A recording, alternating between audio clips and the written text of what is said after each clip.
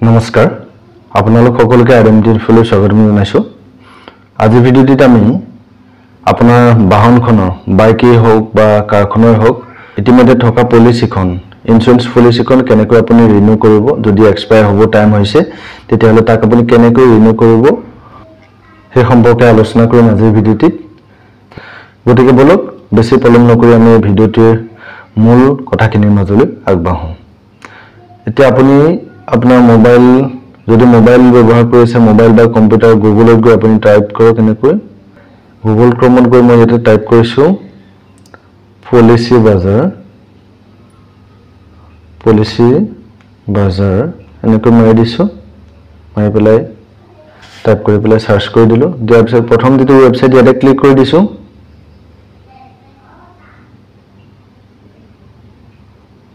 click কৰি দিয়াৰ পিছত এতিয়া ইয়াতে আপোনালোকে নিশ্চয় দেখা পাইছে term life insurance health insurance investment plan car insurance যদি আপোনাৰ বাহনখনৰ কাৰখনৰ আপুনি ইন্স্যুৰেন্স কৰিব বিচাৰিছে তেতিয়া হলে আপুনি ইয়াতে গৈ আপুনি ক্লিক কৰক আৰু যদি আপোনাৰ বাইকখনৰ ইন্স্যুৰেন্স কৰিব বিচাৰিছে নতুনকৈ এই টু হুইলাৰ ইন্স্যুৰেন্সত ক্লিক কৰি দিয়ক মই যেহেতু নতুনকৈ নকৰো মই আগৰ থকা পলিচিখনকে মই ৰিনিউ কৰিম যেহেতু 12 জুলাইত ইয়াৰ এক্সপায়াৰ হ'ব গতিকে ইয়াৰ বাবে মই ৰিনিউ অপচনত যাব লাগিব ৰিনিউ অপচনটো ক'ত পাম এতিয়া অলপ তললৈ গলো দেখিছে অলপ এনেকৈ স্ক্ৰল কৰি দিলো তললৈ এনেকৈ তললৈ কৰি দিয়াৰ পিছত এইটো ৰিনিউ পলিচি অপচনটো দেখা পাইছে ইয়াতে আমি এতিয়া ক্লিক কৰি দিছো মই ইয়াতে ক্লিক কৰি দিছো ইয়াতে ক্লিক কৰাৰ লগে লগে লাইফ ইন্স্যুৰেন্স হেলথ ইন্স্যুৰেন্স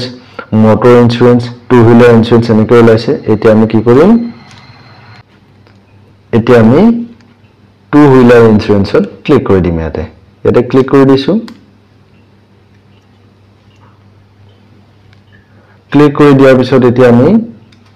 ইয়াতে বাইকখনৰ আৰসি বুক মতে বাইকখনৰ নাম্বাৰটো আমি ইয়াতে এন্টাৰ কৰিম এতিয়া বাইকখনৰ নাম্বাৰটো আমি এন্টাৰ কৰিছো এটা বাইকখনৰ নাম্বাৰটো এনেকৈ এন্টাৰ কৰাৰ পিছত ভিউ প্ৰাইসেছত মাৰি দিছো এনেকৈ ক্লিক কৰি দিছো ভিউ প্ৰাইসেছত মাৰি দিয়াৰ লগে লগে এটো দেখা পাইছে এটো থাৰ্ড পাৰ্টি যেটা মোৰ যেটো থাৰ্ড পাৰ্টি পলিচি মই সাৰ্চ কৰি আছিল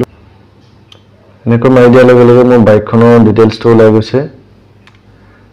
এটো আপোনালোকৰ বাইকখন এনেকৈ ডিটেইলছ ওলাই থাকিব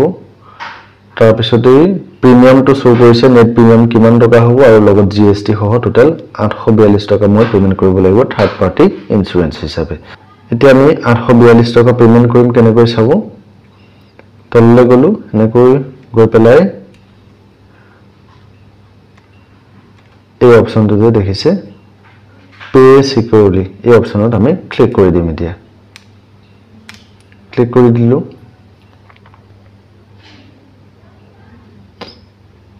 অকনমান ওয়েট কৰক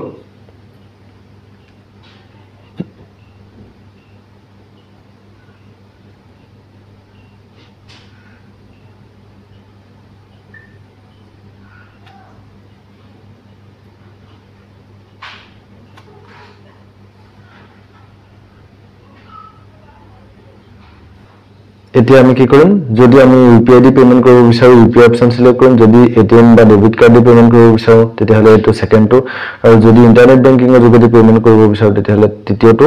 নেট বেংকিং অপচন আৰু যদি ক্ৰেডিট কাৰ্ড আছে ক্ৰেডিট কাৰ্ডৰ যোগেদি আৰু যদি ওয়ালেটৰ যোগেদি আমি পেমেন্ট কৰিব বিচাৰো তেতিয়া ওয়ালেট অপচনটো সিলেক্ট কৰিম এতিয়া মই 2 নম্বৰটো অৰ্থাৎ এটিএম দি পেমেন্ট কৰিব বিচাৰিছো এটিএম দি পেমেন্ট কৰিম গতিকে মই এটিএমৰ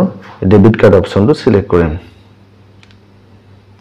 কৰাৰ লগে লগে এতিয়া মই ডেবিট কাৰ্ডৰ ডিটেইলছটো আমি ইয়াতে বহাব লাগিব এই ডেবিট কাৰ্ডৰ নাম্বাৰ আৰু ডেবিট কাৰ্ড অৰ্থাৎ এটিএম খনত যেনেকৈ নামটো আছে তেনেকৈ আৰু এক্সপায়াৰ মান্থ এণ্ড ইয়াৰ কেতিয়ালৈকে ভ্যালিডিটি আছে সেইটো বহাম আৰু এটিএমৰ পিছফালে থকা তিনিটা সংখ্যা কোলা অংশ কাষতে থকা তিনিটা নম্বৰ আমি ইয়াতে সিবিবি এন্টাৰ কৰিম এতিয়া মই সবিশেষ বহাই লৈছো আগতে এতিয়া মই সবিশেষ ভৰোৱাৰ পিছত মই এতিয়া পে নাও অপচনত ক্লিক কৰি দিম এই যে পে নাও অপচনটো দেখিছে ইয়াতে ক্লিক কৰি দিছো ক্লিক কৰি দিয়াৰ লগে লগে কাৰ্ডটো সেভ কৰিব বিচাৰিছে নেকি আপোনাক খুদিব নহলে নো থ্যাঙ্কস অপচনত ক্লিক কৰি দিব এতিয়া মই ক্লিক কৰিছো ওটিপি টো ভৰাবলৈ কৈছে ইয়াতে মোক দেখিছে ইয়াতে মোক ওটিপি টো ভৰাব দিছে এতিয়া মই OTP-টো ভৰাই দিম এতিয়া মই OTP-টো ভৰাইছো ভৰাই পেলাই এতিয়া মেক পেমেন্ট অপচনত ক্লিক কৰি দিছো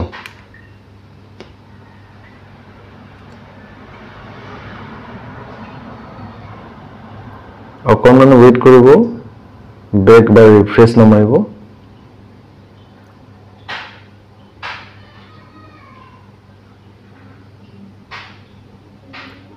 এতিয়া মোৰ পেমেন্ট হৈ গৈছে মই এতিয়া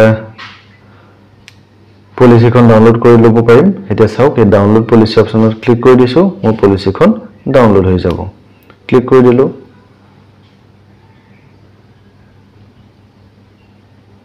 এখন চাওক ক্লিক কৰি দিয়া লগে লগে মোৰ পলিচিখন ডাউনলোড হৈ গৈছে গতিকে আজিৰ ভিডিঅ'টিত আমাৰ এইখিনি কথা আলোচনা কৰিবলগীয়া আছিল আশা কৰোঁ আপোনালোকৰ কিছু হলেও এই ক্ষেত্ৰত সহায় হ'ব গতিকে মই এটা ৰিকুৱেষ্ট কৰিম আপোনালোকক যদিহে মোৰ চেনেলটো নতুন কাইন্ডলি চেনেলটো সাবস্ক্ৰাইব কৰি দিব ভিডিঅ'টো ভাল পালে লাইক কৰিব কমেন্ট কৰিব লগ পাম পৰৱৰ্তী ভিডিঅ'ত ধন্যবাদ